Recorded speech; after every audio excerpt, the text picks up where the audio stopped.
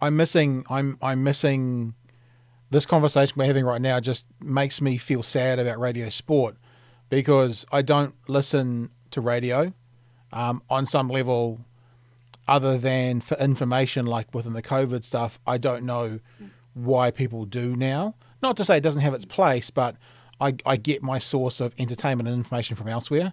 But the one thing I would always tune into if I wanted to have something more would be radio sport, because it was the one place you could go and hear these kinds of conversations. And it was the one place that I remember when I left ZB going, I actually remember applying for a job producing the breakfast show and kind of going, I was talking to Pete Everett about it and going, we could turn it into, this, and we could bring some humor and we could do it. And ultimately it wasn't for me, but I really miss it. And I'm really sad, as is a lot of the nation, about it not being there. And I understand why.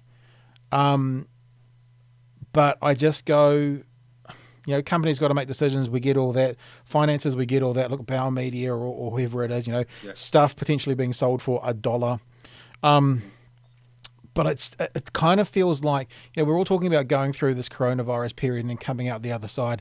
Some things, some people, more sadly, some things, some opportunities have died and will never be back again. And radio sport could be one of those things. And it's devastating.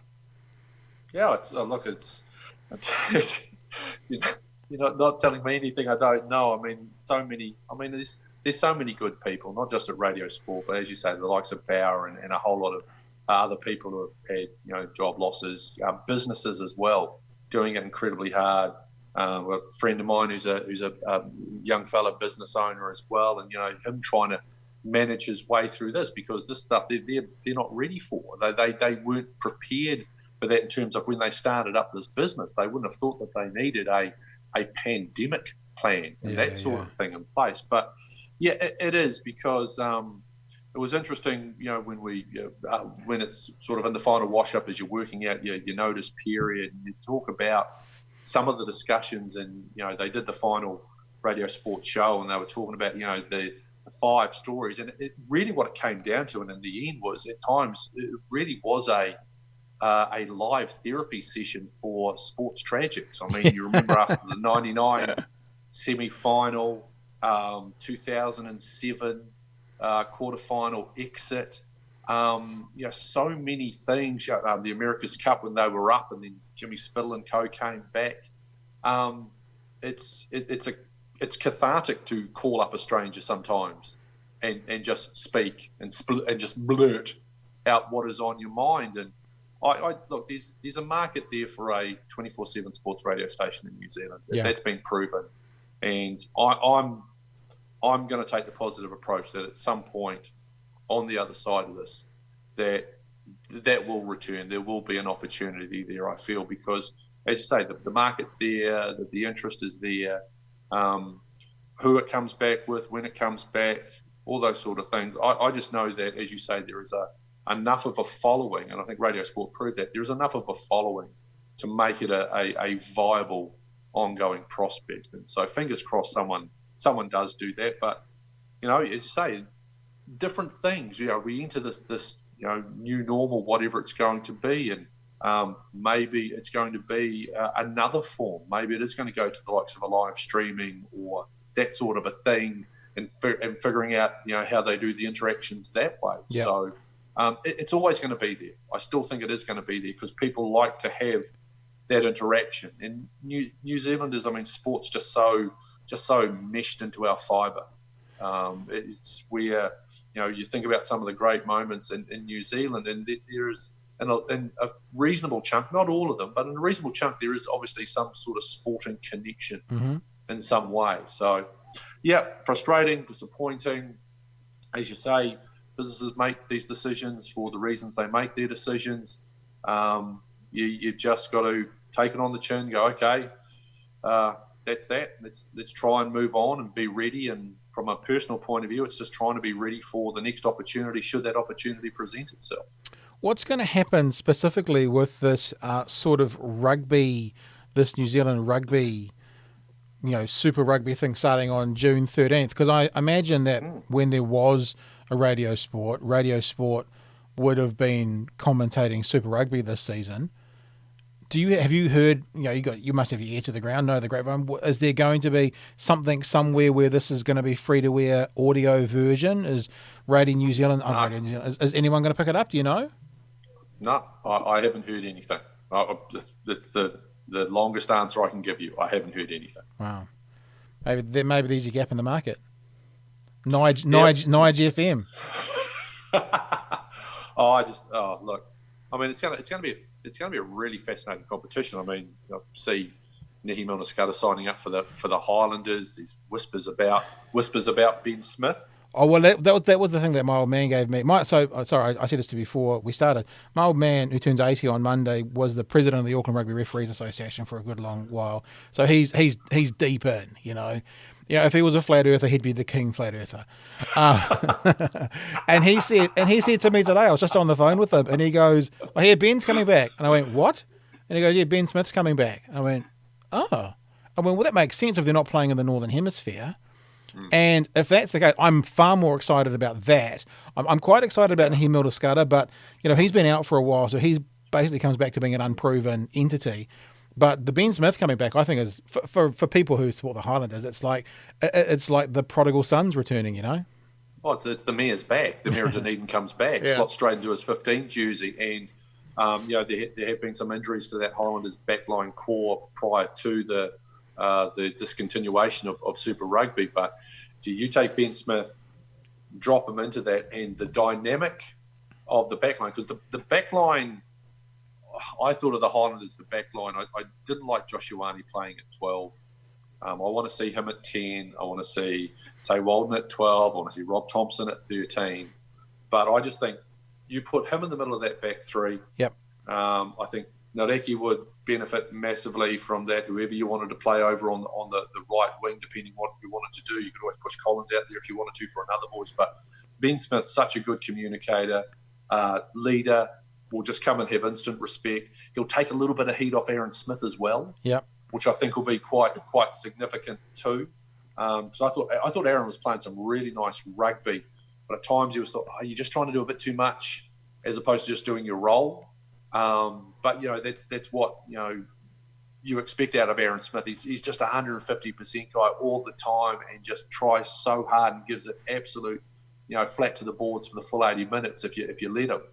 I think Ben coming back in, there's going to be just like this calm. No. He just brings with him calm and composure, and so I think if that is the case, that's a great get for the Highlanders. It's a great get for Aaron Major and Tony Brown as the coaching staff. It'll be interesting to see if that one gets confirmed. But I know there's whispers floating around, and if he comes back, that'll be superb. That'll be superb for the Highlanders. It'll be just great for New Zealand rugby, great for the comp again. Oh, I've been, every kind of year you hear either threats or rumours, put it whichever way you want, about frickin' South Africa heading to the Northern Hemisphere and, Australia being too weak. And I just have thought for the past 5 years, I would love to see a New Zealand model based off the NRL and to have, 15 teams in New Zealand, professional level clubs. It's not the Auckland whatever, it's the Penrose whatever, and it's not the, Wellington whatever, it's the Upper Hutt whatevers. And then put on a tournament at that level that international players can come and play in, just like the NRL. And I reckon it would be the best rugby tournament, the rugby competition in the world. And I think this is the place to do it. And I don't know. I'm not saying this is going to turn into that, but I'm quite excited about seeing New Zealand rugby at its pinnacle for a wee while, and New Zealand rugby only. Well, what about this? We're looking at a 10-week competition, right? Okay. What if you had 5 teams in New Zealand, 5 teams in Australia, 5 teams in South Africa or whatever, and the first 10 weeks was you're actually just playing home and away at home, and it turns into like a Champions League sort of scenario, or you go down the American football route where top two go through, next ones play wildcard games. I just think that there needs to be something different, because straight away, what's one of the biggest complaints that you hear out of professional rugby players at the moment is travel. Yeah. Well, if the first 10 weeks is spent travelling around your own country, and then maybe you have maybe a month of having to bounce to other countries, I think that probably eases the workload a heck of a lot.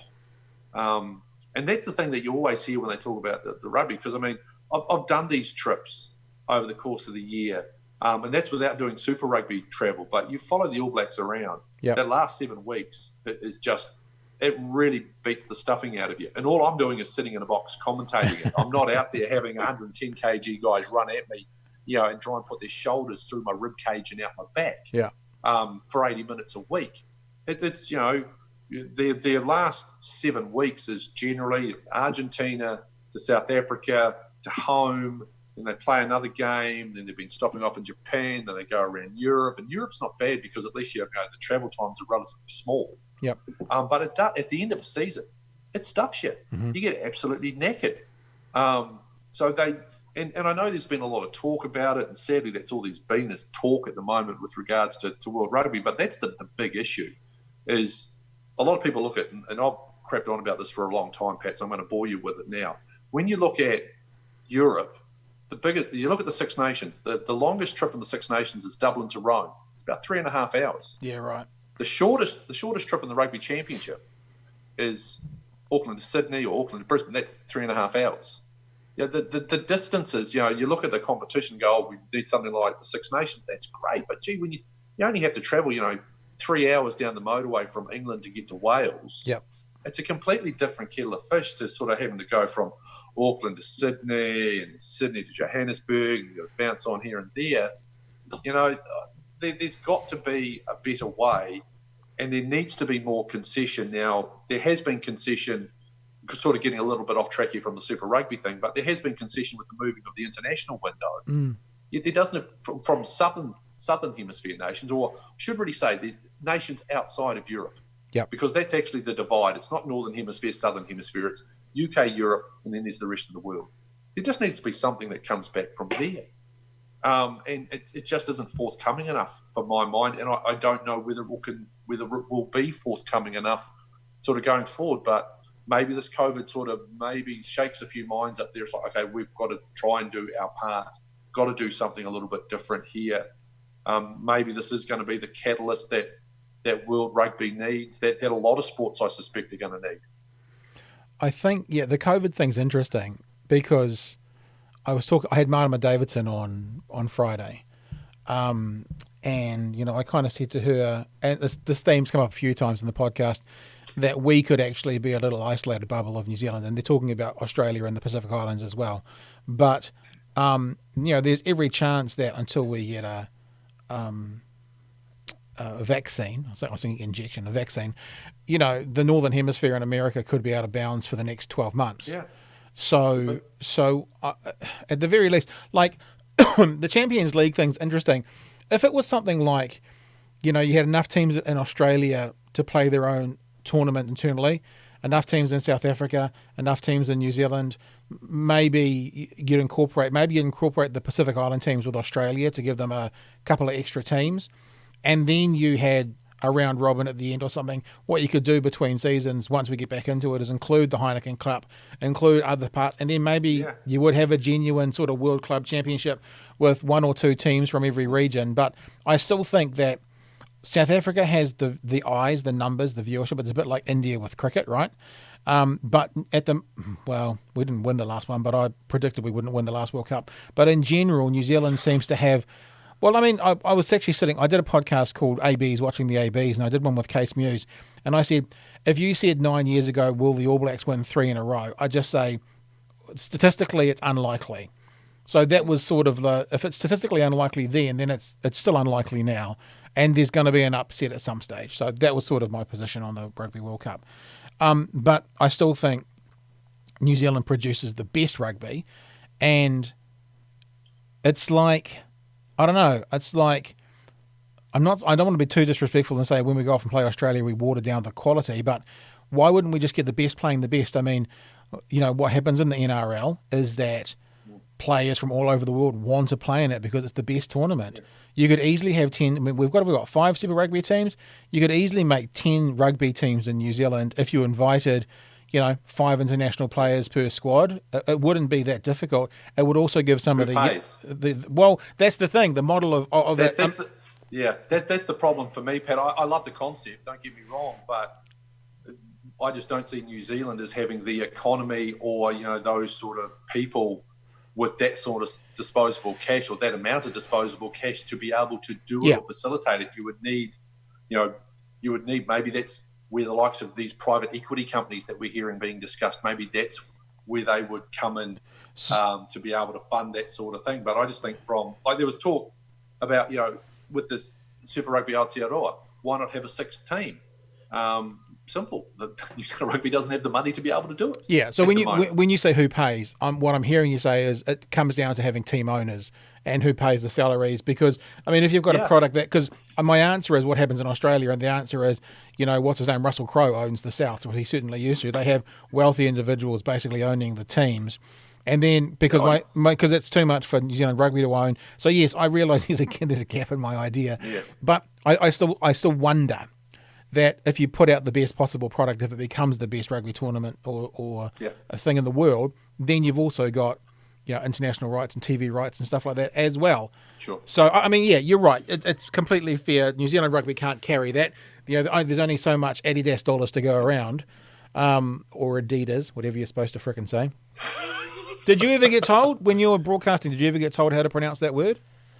Adidas. Adidas. So we don't say Adidas. Well, I thought it was because wasn't Adidasler? Isn't that something to do with the people who invented it or something? Don't know. That's so I always thought it was Adidas. I think American made it Adidas.